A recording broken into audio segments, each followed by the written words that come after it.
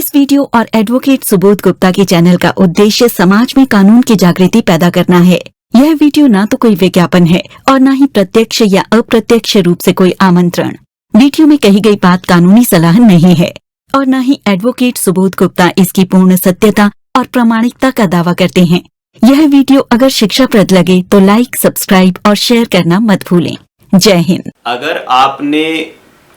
पूरी डील अपनी अकाउंट या बैंकिंग माध्यम से की है तो ही ये सारे चीजें लागू हो सकती हैं। अगर आप उसे कैश दे आए जाके 10 लाख रुपए या 20 लाख रुपए, तो भाई साहब उसे कोर्ट में सिद्ध करना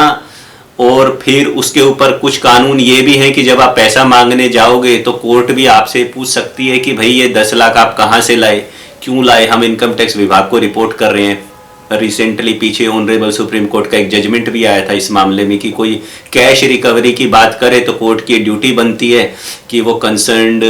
इनकम टैक्स डिपार्टमेंट को सूचित करे, भाई इससे छानबीन करिए कि ये पैसा ब्लैक का तो नहीं है या अवैध तो नहीं है, टैक्स पेड मनी है या नहीं है, और सेक्शन 269 या अन्य प्रावधान जो है इनकम टैक्स के उसको वायलेट करते हुए कैश में डीलिंग क्यों की गई है। पहले तो आप ये समझ लीजिए कि ये जो शब्द हम प्रयोग करते रहते हैं रूटीन में, या मैं भी इस वीडियो में कर रहा हूँ, टोकन मनी, अर्नेस्ट मनी जिसे हिंदी में बयाना कहते हैं, या एडवांस मनी, ये शब्द तीनों एक नहीं है, इनका एक अर्थ नहीं है। इस एग्रीमेंट को तोड़ते हो, इसका ब्रीच करते हो, उसके पूरे पैसे नहीं देते तो एग्रीमेंट की शर्तों के हिसाब से जो उसे जब्त करने का अधिकार है वो सिर्फ अर्नेस्ट मनी या बयाना को है, बयानी राशि को है। जो उसके ऊपर आपने एडवांस मनी दे दिया उसके बारे में फॉरफिट करने की कोई कंडीशन एग्रीमेंट में नहीं लिखी हुई, तो वो उसे रिफंड ही करने हैं। देखिए, प्रथम उपाय हमेशा होता है समझौते का, सेटलमेंट का। तो पहले तो आप गुड फेथ में उससे बात कीजिए कि भाई साहब ऐसे ऐसे परिस्थितियां बन गई है, आपसे रिक्वेस्ट है कि भाई मेरे पैसे रिटर्न कर दो। आमतौर पर सेलर को यही लगता है कि भाई एग्रीमेंट में लिखा ही हुआ है तो मैं कोई गलत काम तो कर नहीं रहा हूँ, और इसके चक्कर में मैं 1-1.5 महीना मेरा बर्बाद हो गया, मैंने दूसरे बायर भी भगा दिए तो इसने नुकसान तो मेरा करा ही है, मैं नहीं दे रहा पैसे, मेरी प्रॉपर्टी मेरे पास है, टाइटल भी मेरे पास है, कब्जा भी मेरे पास है और इसके 10 लाख भी मेरे पास है, ये क्या ही मेरा बिगाड़ देगा। अब आते हैं असली मुद्दे पे कि अब पैसे वापस लेने कैसे। देखिए भाई साहब, आप खरीदार हो, आप अपने खून पसीने की कमाई आपने उसको दी, अब विचार जो भी बना आपका चेंज हो गया, हालात ऐसे थे, आपकी गलती है नहीं है वो बाद की बात है, लेकिन मुफ्त में 10 लाख रुपए कौन किसको दे देगा। थोड़ा चलो निर्णय में गलती हो भी गई तो भी हम छोड़ थोड़ी देंगे। तो आपको करना ये है कि कभी भी पहली बात तो लिखित में अपनी गलती मानना नहीं, ना किसी व्हाट्सएप पे, ना किसी ईमेल पे, ना किसी ऑडियो रिकॉर्डिंग में। जो रिक्वेस्ट मिलके सेटलमेंट की बातें की थी वो तो गुड फेथ में मिलके करनी थी, लिखित में अपनी कोई गलती नहीं माननी। लिखित में कभी नहीं कहना मेरे से गलती हो गई, लिखित में कभी नहीं कहना मेरा विचार बदल गया। ऐसा आप लिखते ही जो आपका लीगल केस है वो पूरी तरह से डिस्ट्रॉय हो जाएगा, आप अपने पैरों पे कुल्हाड़ी मार लेंगे, फिर कोई कुछ नहीं कर सकता, चाहे कितने ही बड़े वकील हो। तो आपने अगर ये लिख दिया कि मेरे से गलती हो गई तो फिर तो कहानी खत्म है। तो अपनी गलती कभी नहीं माननी। अब बात यह है कि अपनी गलती नहीं माननी, तो इसका दूसरा अर्थ ये हो गया कि आपको सेलर की गलती निकालनी पड़ेगी। सेलर की गलती निकालनी पड़ेगी कि मैं जो इस एग्रीमेंट को तोड़ के अपना बयाना वापस मांग रहा हूं, इसमें मेरी गलती नहीं है, बल्कि इसके कारण मैं वापस मांग रहा हूं, इसने मेरे को धोखे में रखा है या इसने मुझे गलत जानकारी दी है। तो उसकी गलती इस प्रकार की होनी चाहिए। जो कानूनी मामले अगर कोर्ट में जाएं, वो आपका मामला कोर्ट में जाए तो जज साहब को लगे कि हाँ, जो ये बायर बता रहा है कि ये इसकी गलती है, ऑन पेपर ये प्रूव हो रहा है कि ये इसकी गलती है। कुछ उदाहरण लेने का प्रयास करते हैं। मान लीजिए उसने आपको प्रॉपर्टी की सेल डीड की कॉपी दी, रजिस्ट्री की कॉपी दी कि भाई ये प्रॉपर्टी मेरे नाम पे है। आपने उसे टोकन मनी या बयाना तो दे दिया था, उसने आपको प्रॉपर्टी के पेपर दिए, पर वो चेन कंप्लीट नहीं है, वो टाइटल चेन कंप्लीट नहीं है। उसने सिर्फ लास्ट वाली रजिस्ट्री दे दी, उसके पहले वाले डॉक्यूमेंट उसके पास है ही नहीं, है तो उसने दिए नहीं, तो जो प्रॉपर्टी चेन है वो उसके पास क्लियर नहीं है, पूरी कंप्लीट कॉपी या तो है ही नहीं, एग्जिस्ट ही नहीं करती। या है तो वो दे नहीं रहा है, उससे गुम हो गया है, तो आपको एक बहाना मिल गया कि भाई साहब आपने जो प्रॉपर्टी मुझे बेचने के बारे में ये एग्रीमेंट बनाया था उसका तो टाइटल ही क्लियर नहीं है, उसकी तो चेन ही कंप्लीट नहीं है। या वो जो प्रॉपर्टी डॉक्यूमेंट आप किसी एडवोकेट को, किसी जानकार को दिखाएंगे तो उन प्रॉपर्टी डॉक्यूमेंट को देख के उसमें कोई अगर और लीगल एंगल है, किसी भी तरह का कोई गलत चीज है, कोई पावर ऑफ अटॉर्नी गलत तरीके से मेंशन की गई है, कहीं पे कंप्लीशन सर्टिफिकेट नहीं आया है, कहीं पे ऑक्यूपेंसी सर्टिफिकेट नहीं आया है, कहीं पे जो असली जगह है, मौका जिसे कहते हैं, जहां पे वो प्रॉपर्टी स्थित है, तो कागजों में लिखा है फॉर एग्जांपल ये 1500 स्क्वायर फुट का फ्लैट है, परंतु असलियत में आप जाके देख रहे हो तो वो 1400 है, या 1500 की जगह उसने अपनी मर्जी से बालकनी का आगे छज्जा खड़ा करके उसे 1600 स्क्वायर फुट बना दिया। तो आपको तो अच्छा ही लग रहा था 1500 का बढ़ा के घेर के फालतू जगह 1600 बना दिया इंक्रोचमेंट करके, परंतु डील तोड़ते समय यही बात सेलर के विरुद्ध चली जाएगी। आप बायर के नाते कह सकते हो कि भाई साहब प्रॉपर्टी में जो एरिया है, क्षेत्रफल है इस प्रॉपर्टी का वो 1500 स्क्वायर फुट लिखा है, परंतु आपने बाहर ये जो एक्स्ट्रा कमरा बना दिया है ये गैर कानूनी है, इसलिए मैं इस गैर कानूनी प्रॉपर्टी को नहीं खरीदना चाहता क्योंकि ये वायलेशन है म्युनिसिपल लॉज का या जो भी अन्य कानून है उनका, मैं गैर कानूनी प्रॉपर्टी नहीं खरीदना चाहता। इस तरह की गलती भी निकाल सकते हो। एक अन्य प्रकार की गलती जो आमतौर पे एग्रीमेंट में देखने को मिली जाती है, मान लो सेलर ने कोई लोन लिया हुआ है किसी बैंक से, वो लोन चल रहा है पर एग्रीमेंट स्टैंडर्ड तौर पे बने बनाए लोग साइन कर देते हैं बिना पढ़े। उस एग्रीमेंट को अगर आप पढ़ेंगे तो उसमें ये लिखा होगा, हिंदी में होगा तो ऐसा लिखा होगा कि यह प्रॉपर्टी किसी भी प्रकार के ऋण, भार, लोन इत्यादि से मुक्त है, कहीं पे गिरवी नहीं रखी गई है ना। There is no lien, encumbrance, charge और मोर्गेज ऑन दिस प्रॉपर्टी, ऐसा लिखा रहता है।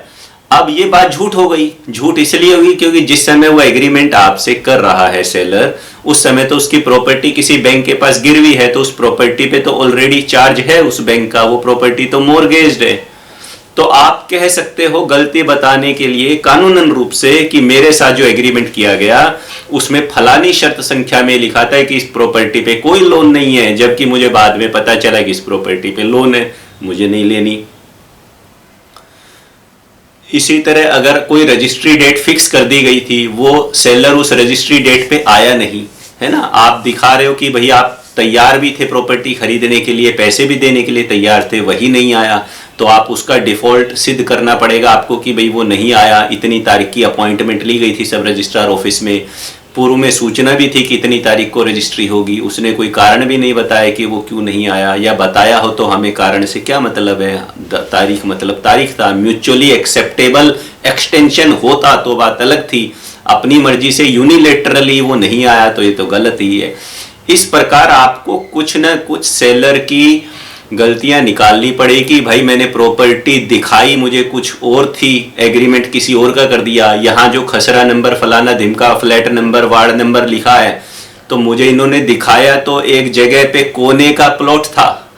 परंतु जब मैंने एग्रीमेंट पढ़ा तो मुझे पता चला ये प्लॉट वाला ये नहीं है, ये है। तो प्लॉट जो दिखा के मेरे को समझाया गया वो कोई और था, एग्रीमेंट किसी और का कर दिया, या टाइटल क्लियर नहीं है, या प्रॉपर्टी पे लोन चल रहा है, या मुझे ये पता चल रहा है कि भाई ये प्रॉपर्टी डिस्प्यूटेड है, ऑलरेडी किराएदार के और मकान मालिक के बीच में झगड़ा चल रहा है, या पड़ोसियों का झगड़ा चल रहा है, या किसी सांझी दीवार का झगड़ा चल रहा है, या कोई पुश्तैनी प्रॉपर्टी थी, घर वालों ने एक दूसरे पे केस कर रखे हैं, चाचा ताऊओं ने, बाप दादाओं के, सब मिला जुला के आपस में फैमिली डिस्प्यूट में पड़ी हुई है, या इसी प्रकार का कोई और एग्रीमेंट किसी और के साथ कर रखा था जो कैंसिल कर दिया गया था, मुझे पता ही नहीं था, और वो बायर भी इसको धमकी दे रहे तुझे कोर्ट में ले जाऊंगा, इसने मेरे से भी पैसे ले लिए। बहुत सारे एंगल हो सकते हैं, कुल मिला के आप समझ गए होंगे। मैं कहना ये चाह रहा हूं कि आपको अपनी गलती माननी नहीं है, और सेलर की कोई ना कोई गलती जो भी आपके केस के फैक्ट्स हैं उसके हिसाब से आपको आइडेंटिफाई करनी पड़ेंगी, वो लीगली मेंटेनेबल होनी चाहिए। खाली बोलने से बात नहीं बनेगी, दिखना चाहिए कि हाँ ये कानूनन रूप से मिसरिप्रेजेंटेशन है, या फ्रॉड है, या चीटिंग है, और आपका राइट बनता है एज ए बायर कि आप उसको रिफ्यूज कर सकें। इसको रिफ्यूज करने में आप कोई ब्रीच नहीं कर रहे हैं, बल्कि उसने आपको इस एग्रीमेंट में ल्योर किया, आपको गलत तरीके से फंसाया और आपके पैसे ले लिए और अब पैसे दे नहीं रहा है। अब बस एक बात और समझ लीजिए जो कि इस केक पे चेरी का काम करेगी, वो ये है कि मान लीजिए आप कोई सेलर की गलती निकाल भी नहीं पा रहे हैं या आपने निकालने की कोशिश की लेकिन वो कोर्ट में केस में निकल के सामने आ नहीं रही है, तो उसके बाद भी भारतीय कानून ये कहता है कि भाई किसी भी व्यक्ति को खामखा अमीर बनने की इजाज़त नहीं दी जा सकती बिना मेहनत के। तो भले ही एग्रीमेंट में ऐसी शर्त लिखी गई हो कि मैं अगर पीछे हटता हूं एज ए बायर तो वो मेरा बयाना 10 लाख रुपए जब्त कर सकता है, परंतु ये शर्त लिख देने का अर्थ ये नहीं है कि वो कानूनन रूप से अधिकारी हो गया कि आपका पैसा असलियत में रख ले। कानून के मुताबिक उसको कोर्ट में ये सिद्ध करना पड़ेगा कि अगर मैं एज ए बायर पीछे हटा, मैंने ब्रीच किया एग्रीमेंट को, तो उसका असली में 10 लाख रुपए का लॉस हो गया। ऐसा नहीं है कि एग्रीमेंट में शर्त लिखी है तो 10 लाख लेने ही लेने हैं, तो इसे सिद्ध करना पड़ेगा जनाब मेरा 10 लाख का लॉस कैसे हो गया, ये सेलर को सिद्ध करना पड़ेगा। अगर वो ये सिद्ध नहीं कर पाता है कि उसका 10 लाख रुपए का लॉस हो गया और यही सिद्ध कर पाता है कि मेरा 1 लाख रुपए का लॉस हो गया, तो कोर्ट वहां 10 लाख लिखा होने के बावजूद भी ये फैसला सुना सकती है कि हालांकि 10 लाख रुपए एग्रीमेंट में लिखे हुए हैं, लेकिन जो तथ्य सामने आए, जो एविडेंस सामने आए, उससे पता चला है कि सेलर का जो एक्चुअल लॉस है, रीजनेबल लॉस जो कि उसने प्रूफ रखे कि ये मेरा लॉस हो गया, उसे सिद्ध करने के जो एविडेंस रखे वो मात्र 1 लाख रुपए तक का बन रहा है। इसलिए हम 1 लाख रुपए ये रख सकते हैं, बाकी 9 लाख रिफंड करने का आदेश दे रहे हैं। तो जो कॉन्ट्रैक्ट एक्ट है जिससे सारे एग्रीमेंट ये सब गवर्नड होते हैं, उसकी जो सेक्शन है 73, 74 वो सब लागू हो जाती हैं इस प्रकार के मामलों में। और ऑनरेबल सुप्रीम कोर्ट के भी बहुत सारे जजमेंट आप सर्च करेंगे तो मिल जाएंगे, जहां पे बार बार ऑनरेबल कोर्ट्स ने, हाई कोर्ट्स ने, सुप्रीम कोर्ट ने ये कहा है कि भाई कंपनसेशन वो सिर्फ कंपनसेशन है। कंपनसेशन का क्या मतलब होता है? मुआवजा, कि भाई मेरा नुकसान हो गया, मुझे कुछ मुआवजा दे दो, मेरा नुकसान तुम्हारे कारण हुआ है। इसका मतलब अमीरी नहीं होता। इसका मतलब ये नहीं होता कि 10 दिन बाद आप बोलो मैं प्रॉपर्टी नहीं ले रहा, तो 10 दिन के अंदर भाई तुम्हारी औकात तो ITR तो 1 साल में 10 लाख रुपए कमाने की थी, ये तुम्हारी औकात है, और तुम बायर को कह रहे हो मेरा 10 दिन में 10 लाख रुपए का लॉस हो गया, 10 लाख मेरे हो गए। ऐसे कैसे चलेगा? ये नाजायज है, ये अगेंस्ट पब्लिक पॉलिसी है। तो इस इनडेफिनिट, अनिश्चित लिटिगेशन में कोर्ट में कोई सेलर क्यों फंसना चाहेगा?